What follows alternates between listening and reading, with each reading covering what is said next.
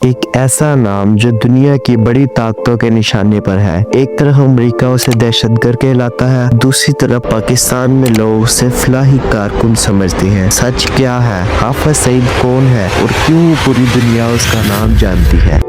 True fold کی videos میں خوش آمدید۔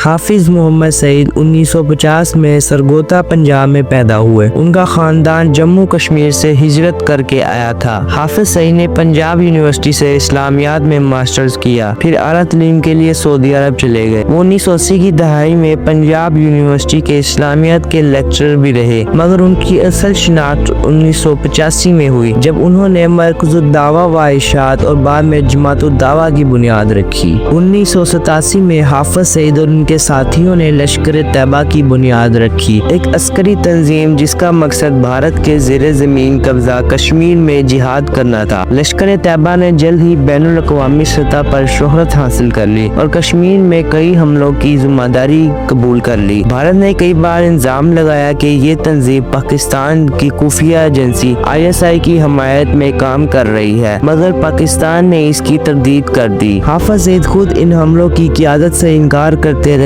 اور کہتے ہیں کہ وہ فلاحی کام کرتے ہیں۔ 26 نومبر 2008 بھارت کا شہر ممبئی دہشت گردی کی لپیٹ میں آ گیا۔ 10 مسلح افراد نے تاج ہوٹل، چھترپتی ریلوے اسٹیشن اور دیگر مقامات پر حملے کیے۔ تقریباً 170 افراد مارے گئے اور سینکڑوں زخمی ہوئے۔ بھارت نے فوری الزام لشکر طیبہ پر لگایا اور حافظ سعید کو حملے کا ماسٹر مائنڈ قرار دیا۔ امریکہ نے بھی ان الزامات کی حمایت کی اور ان کے سر کی قیمت $1 کروڑ مقرر کی۔ بھارتی ایجنسی NIA نے حافظ سعید پر کئی مقدمات دائر کیے، جن میں دہشت گردی کی منصوبہ بندی، فنڈنگ اور نوجوانوں کی برین واشنگ شامل تھی۔ بھارت نے اقوام متحدہ، امریکہ اور دیگر ممالک کو بار بار مطالبہ کیا کہ حافظ سعید کو دہشت گرد قرار دیا جائے اور کارروائی کی جائے۔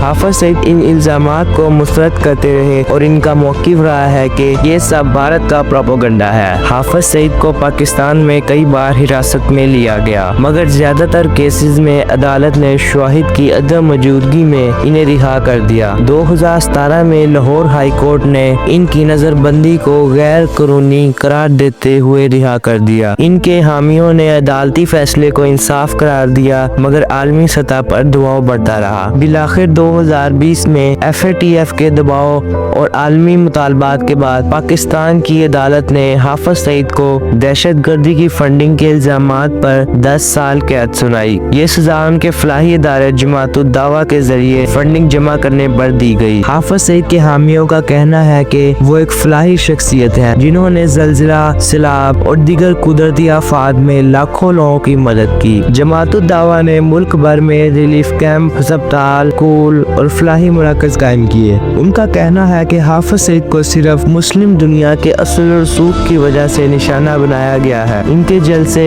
تقریریں اور مذہبی لیکچر عوام میں مقبول ہیں۔ امریکہ، اقوام متحدہ، یورپی یونین اور بھارت نے حافظ سعید پر پابندیاں لگائیں۔ 2012 میں اقوام متحدہ نے انہیں القاعدہ سے منسلک شخص قرار دے کر بلیک لسٹ پر ڈال دیا۔ امریکہ محکمہ خارجہ نے انہیں عالمی دہشت گرد قرار دیا۔ پاکستان پر FATF نے دباؤ بڑھایا کہ وہ ایسی تنظیموں کے خلاف مؤثر کارروائی کریں۔ پاکستان نے جماعت الدعوہ اور اس سے منسلک اداروں کو غیر قانونی قرار دے دیا اور ان کے اثاثے چھین لیے۔ سوال یہ ہے، کیا حافظ سعید واقعی دہشت گرد ہیں یا وہ صرف عالمی سیاست کا نشانہ بنے؟ ان کے حامیوں کا کہنا ہے کہ بھارت نے کشمیر کی تحریک دبانے کے لیے ہر کشمیری حامی پر دہشت گرد کا لیبل لگایا۔ دوسری طرف بھارت کے نزدیک حافظ سعید کا گروپ ایک خطرناک نیٹ ورک ہے جو پاکستان کی سرزمین استعمال کر کے بھارت میں حملے کرتا ہے۔ سچ کیا ہے؟ عدالتیں، حکومتیں اور ایجنسیاں اپنا بیانیہ دیتی ہیں، مگر عام آدمی اب بھی الجھن میں ہے۔ آج حافظ سعید جیل میں قید ہیں، مگر ان کے اثاثے اب بھی مذہبی اور سیاسی حلقوں میں موجود ہیں۔ ان کے ادارے بند کر دیے گئے، مگر ان کا نظریہ آج بھی لاکھوں لوگوں کے دلوں میں موجود ہے۔ ان کی جماعت نے ماضی میں انتخابات میں بھی حصہ لیا، مگر خاطر خواہ کامیابی حاصل نہ کر سکی۔